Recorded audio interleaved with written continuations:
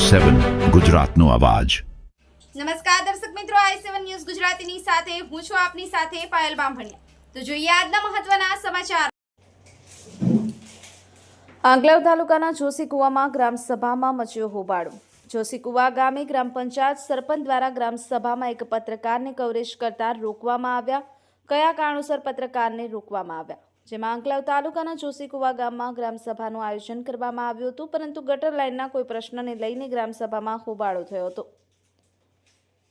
જોશીકુવા ગામે આવેલ બાલ મંદિરમાં ગ્રામસભામાં ગટર લાઇનને લઈને બે પક્ષ વચ્ચે બોલાચાલી થતાં જોશીકુવાની ગ્રામસભા મોકૂફ રાખવામાં આવી હતી।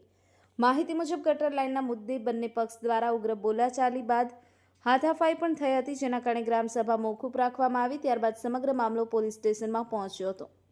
Narendra Sharma, i7 news Gujarati, Anand. હું દિવ્યાંગ તરવીનસિંહ રાજપૂત જોશીકુવા ગામમાં તલાટી કમ મંત્રી તરીકે ફરજ બજાવું છું। શું આજે ઘટના બની હતી, સમગ્ર બાબતે?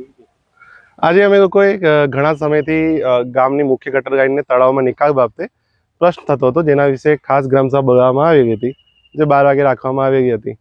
પણ ગ્રામસભામાં સુય શાંતિ ભંગ થતા અને અરાજકતા થતા આજ મોકૂફ રાખવામાં આવેલી છે અને આની પછી નેક્સ્ટ ખાસ ગ્રામસભા બોલાવવામાં આવશે, જેમાં એનો યોગ્ય નિકાલ અને પોલીસ બંદોબસ્ત બોલાવીશું, જેમાં કાયદો વ્યવસ્થા જળવાઈ રહે એનું ધ્યાન રાખીશું। મારું નામ ભવ્યકુમાર શૈલેષભાઈ પટેલ છે। હું જોશીકુવા ગામનો રહેવાસી છું। અમારા ગામમાં ગટર લાઇનનું પટેલમાંથી ગટર લાઇનનું મંજૂરી આવી હતી, તો એ આખા ગામમાં ગટર લાઇન નાખાઈ દીધી છે। પણ અમારે જ્યાં નિકાલ કરવાનો છે, જે એમડી તળાવ છે, ત્યાં આગળ બધા લોકો જે રહે છે અને જે એમનું પાણી ગંદુ પાણી બી કાઢે છે, એ લોકો અરજી ઉઠાવે છે કે અમારે ત્યાં ગટર લાઇન નાખવી નથી।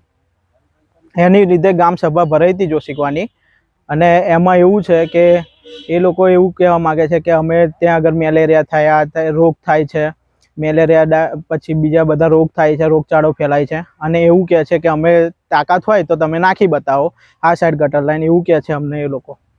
સરપંચ સાથે જે હાથાપાઈ થઈ એનું એ કેવી રીતે થઈ?